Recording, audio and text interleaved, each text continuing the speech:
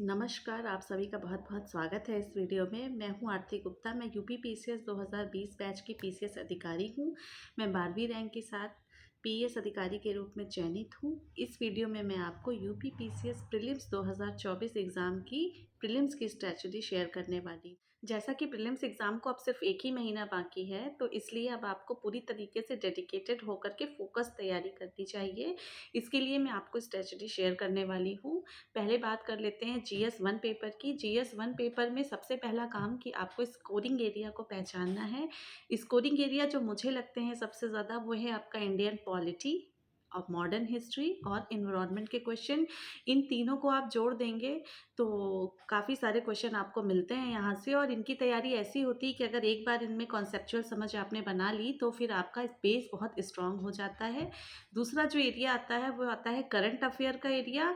Current affair को बिल्कुल भी इग्नोर नहीं करना है और साथ ही साथ उसे इतना भी ज़्यादा नहीं पढ़ना है और इतने ज़्यादा सोर्सेज से भी नहीं पढ़ लेना है कि आपका सारा समय करंट अफेयर पढ़ने में ही चला जाए। तो जीएस और करंट अफेयर का एक बहुत अच्छा बैलेंस आपको बनाकर यहाँ पे चलना होगा। जैसा कि आपको पता है कि प्रीलिम्स के जीएस 1 के पेपर में बहुत सारे अलग-अलग सब्जेक्ट्स आते हैं, मसलन कि हिस्ट्री है, ज्योग्राफी है, पॉलिटी है, इकोनॉमिक्स है, करंट अफेयर्स है, यूपी स्पेशल वाला पार्ट है, एनवायरनमेंट और साइंस के क्वेश्चन भी आते हैं। तो आपको तैयारी करते वक्त बहुत ध्यान रख कर के बैलेंस बनाना होगा इन सभी सब्जेक्ट का। यानी कि आपको तैयारी में ये ध्यान रखना होगा कि आप जब पढ़ें तो सभी सब्जेक्ट को बराबर वेटेज मिले, क्योंकि एग्ज़ाम में सभी सब्जेक्ट का वेटेज अलग-अलग है। इसीलिए ऐसा नहीं होना चाहिए कि अगर आप मान लीजिए हिस्ट्री पढ़ रहे हैं तो सुबह से शाम तक आप हिस्ट्री ही पढ़ रहे हैं और बाकी सब्जेक्ट को टाइम आप नहीं दे पा रहे हैं, क्योंकि इतना वास्ट सिलेबस है। अगर आप फोकस्ड वे में और पार्टीशन कर तैयारी को नहीं करेंगे तो फिर आपका कुछ ना कुछ चीज़ें छूट जाएंगी और आप अच्छी तैयारी से पीछे रह जाएंगे।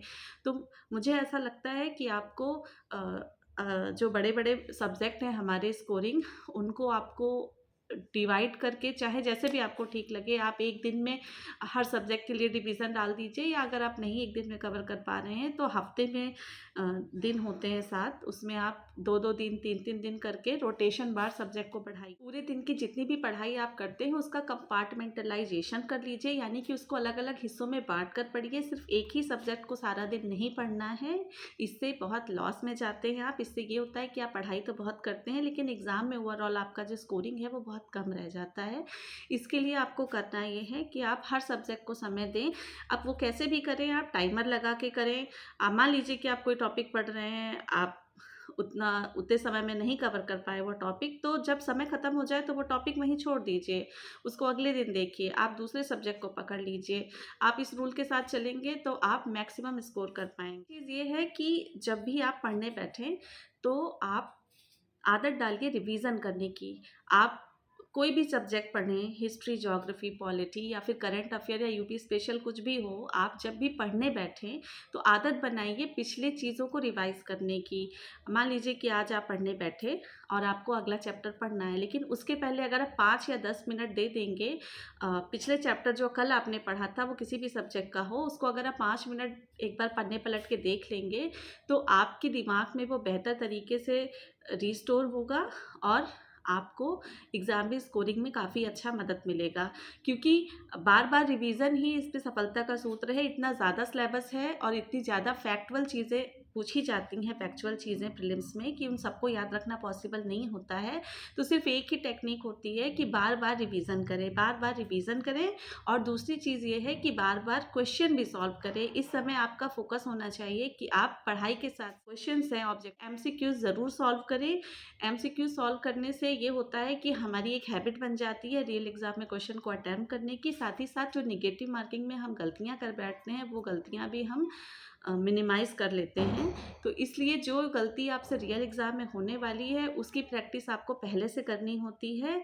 तो ओवरऑल एक बैलेंस बना कर के जब आप पढ़ाई को करेंगे, सभी सब्जेक्ट को टाइम देंगे, रोटेशन बार पढ़ेंगे, और आप दिन में कितने भी सब्जेक्ट पढ़ें, लेकिन आपको एक स्लॉट करंट अफेयर की पढ़ाई के लिए तो रखना ही रखना है। करंट अफेयर को बिल्कुल भी छोड़ना नहीं है। और दूसरा रूल ये है कि आप जो भी चीज़ पढ़ें उसमें बहुत ज़्यादा सोर्सेज़ के पीछे मत भागें। आप करंट अफेयर के लिए कोई 1 या मैक्सिमम 2 से ज़्यादा कोई भी सोर्स मत रखिए करंट अफेयर के लिए, इतने इनफ हैं। बस आप स्ट्रेटजी चेंज करिए, जो भी आप पढ़ें उसका बार-बार रिवीज़न ज़रूर। और ज्योग्राफ़ी की तैयारी के लिए मैं समझती हूँ सबसे अच्छा तरीका होता है कि आप मैप से तैयारी करें, क्योंकि मैप को देखने की आदत जब आप बनाते हैं, भले ही आप डेली 5 मिनट के लिए भी अगर आप मैप देखते हैं, और ज्योग्राफ़ी से संबंधित बहुत सारे क्वेश्चन आते हैं, मसलन कि कौन सी जल संधि कहाँ पर है, कौन से बॉर्डरिंग कंट्रीज़ पूछी जाती हैं, किसी समुद्र के चारों ओर के बॉर्डरिंग कंट्रीज़ बताइए, या और भी बहुत सारे क्वेश्चन ज्योग्राफ़ी के बनते हैं।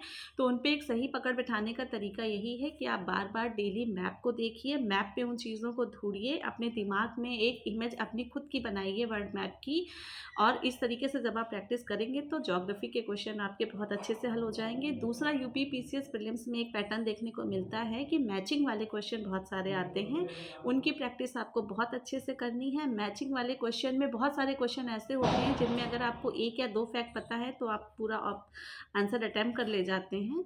तो इस चीज़ को ध्यान रखते हुए आप ज़्यादा से ज़्यादा प्रैक्टिस करें। इसके बाद आता है सीसैट का पार्ट। सीसैट को भी बिल्कुल इग्नोर नहीं करना है। बहुत सारे ऐसे आर्ट बैकग्राउंड के स्टूडेंट हैं जिनको लगता है कि सीसैट नहीं निकल पाएगा, बट ऐसा नहीं है। सीसैट सिर्फ साइंस स्ट्रीम वालों के लिए नहीं है। सीसैट में अलग-अलग सब्जेक्ट्स आते हैं। आप अपने फोकस एरिया को पहचानें, आप अपने स्कोरिंग एरिया को पहचानें कि आप किस में पकड़ बना सकते हैं, और वो सिर्फ़ एक क्वालीफाइंग पेपर होता है, उसमें आपको बहुत ज़्यादा टेंशन नहीं लेनी है, सिर्फ़ आपको ये इंश्योर करना है कि आप उसको बिना किसी टेंशन के क्लियर कर पा रहे हैं कि नहीं। अगर आप नहीं क्लियर कर पा रहे हैं तो आप अपनी स्कोरिंग अगर आप मैथ्स के हैं तो आप मैथ्स के क्वेश्चन ज़ाहिर-सी बात है कि आपको ठीक लगेंगे करने के लिए, स्कोरिंग लगेगा। लेकिन अगर आप अब मैथ्स के नहीं हैं, आप आर्ट्स के हैं, तो उसमें हिंदी और इंग्लिश ग्रामर के बहुत सारे क्वेश्चन आते हैं। इसके बाद थोड़ी बहुत रीज़निंग की प्रैक्टिस करके आप आसानी से कर सकते हैं। और इसके अलावा जो मैक्सिमम क्वेश्चंस आते हैं, करीब 60 क्वेश्चन के आसपास, वो आते हैं अंतर्वैयक्तिक क्षमता, इंटरपर्सनल स्किल वाले पार्ट से। और उसमें आप प्रीवियस ईयर के क्वेश्चन पेपर को सॉल्व करके, बहुत सारे क्वेश्चन रिपिटेटिव आपको मिल जाते हैं, बहुत सारे कॉन्सेप्ट उसी में आपको मिल जाते हैं। तो आपको जब एग्ज़ाम के 20-25 दिन बाकी रह जाएँ, तो आपको जब अपनी पढ़ाई के स्लॉट आप लगाते हैं अलग-अलग सब्जेक्ट की, तो उसी में एक स्लॉट आपको सीसैट की स्टडी का भी ऐड कर लेना है। उसी में आपको रिवीज़न करते जाना है रीज़निंग के क्वेश्चंस का।